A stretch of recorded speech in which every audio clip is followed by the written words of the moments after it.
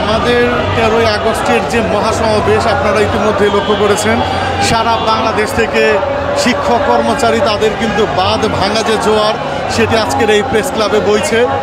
এর একটিমাত্র কারণ, স্বাধীনতার এত বছর পরেও এমপিভুক্ত শিক্ষক কর্মচারী তাদের যে কাঙ্ক্ষিত জীবনমান, তাদের যে আর্থিক ক্ষেত্রে তাদের যে বৈষম্য সেটি কিন্তু এখনো পূরণ হয়নি। আপনারা লক্ষ্য করে থাকবেন সারা দেশের মানুষ এই বিষয় সম্পর্কে অবগত। একই সিলেবাস, একই কারিকুলাম এবং একই জাতীয় বেতন স্কেলে চাকুরি করার পরও একজন সরকারি শিক্ষকের সঙ্গে এমপিভুক্ত একজন শিক্ষকের আর্থিক ক্ষেত্রে হাজার এবং পাহাড় সম বৈষম্য বিদ্যমান।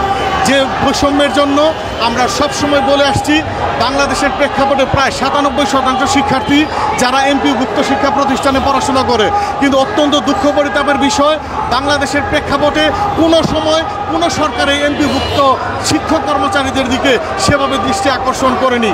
তাদের আজকের যে মূল কথা, তারা হচ্ছে এই শিক্ষাটা অর্থাৎ 97% যে শিক্ষায় নিযুক্ত যে শিক্ষকরা, তারা যদি পেটের ভাত যদি না পায়, তারা যদি আর্থিক ক্ষেত্রে তাদের যদি বৈষম্যের শিকার হয়, তাদের যদি নুন আনতে পান্তা ফুরায়, তাহলে কিন্তু এই দেশের শিক্ষার ক্ষেত্রে যে একটা বৈপ্লবিক পরিবর্তন সেটি কিন্তু কখনো সম্ভব নয়।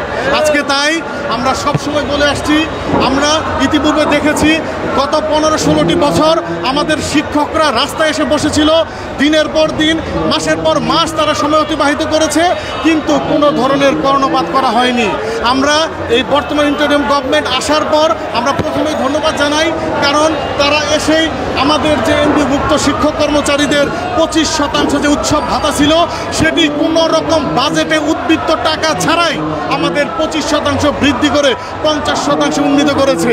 এবং আপনারা সকলেই জানেন যে বর্তমান ইন্টারিম গভর্নমেন্ট গত বাজেটের পূর্বে মাননীয় অর্থ উপদেষ্টা তিনি পরিষ্কার ঘোষণা করেছেন, সামনের যে বাজেট হবে সেখানে এমপিভুক্ত শিক্ষক কর্মচারীদের জন্য আর্থিক সংস্থানের ব্যবস্থা করা হবে। আপনারা এটিও জানেন যে আমাদের বর্তমান যে পরিকল্পনা উপদেষ্টা এবং সাবেক আমাদের শিক্ষা উপদেষ্টা তিনি স্পষ্ট করে বলেছেন, আগামী বাজেটে এমপিভুক্ত শিক্ষক কর্মচারীদের জন্য বাড়ি ভাড়া, চিকিৎসা ভাতা, উৎসব ভাতা, শান্তি ও বিনোদন ভাতা বৃদ্ধি পাবে।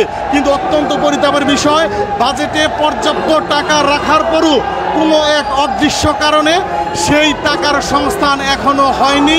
এমপিভুক্ত শিক্ষক কর্মচারীদের তাদের যে কাঙ্ক্ষিত জীবনমানের জন্য যে পরিপত্র প্রজ্ঞাপন সেটি এখনো প্রচার করা হয়নি।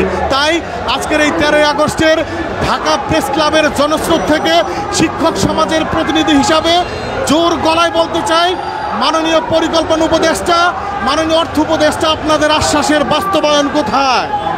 আপনারা কেন বলেছিলেন, আপনারা কেন শিক্ষক জাতির সঙ্গে ওয়াদা করেছিলেন আমরা আপনাদেরকে বিশ্বাস করি, আমরা এটাও বিশ্বাস করি আপনারা সেই কথা রাখবেন। তাই আজকের এই জনস্রোত যে দিকে যাচ্ছে, যদি আমাদের এমপিভুক্ত শিক্ষক আমরা যারা রয়েছি আমরা সবাই শ্রেণীকক্ষে ফিরে যেতে চাই। যদি আমাদের দাবি আদায় করা না হয়, আমাদের দাবি নিয়ে কোনো ধরনের যদি গড়িমসি করা হয়, তাহলে আমরা এক দফায় আমরা কিন্তু তালা কর্মসূচির দিকে কিন্তু আমরা এগিয়ে যাব। এবং সারা দেশে শিক্ষকদের যে জনস্রোত, তারা এই সরকারকে পছন্দ করে, এই সরকারকে ভালোবাসে, এই সরকারের সাথে আছে।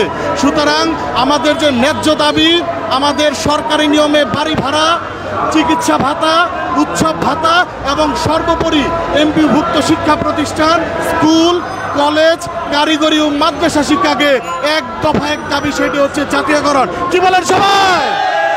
আমাদের দাবি, আমাদের দাবি জাতীয়করণ, জাতীয়করণ করতে হবে, করতে হবে।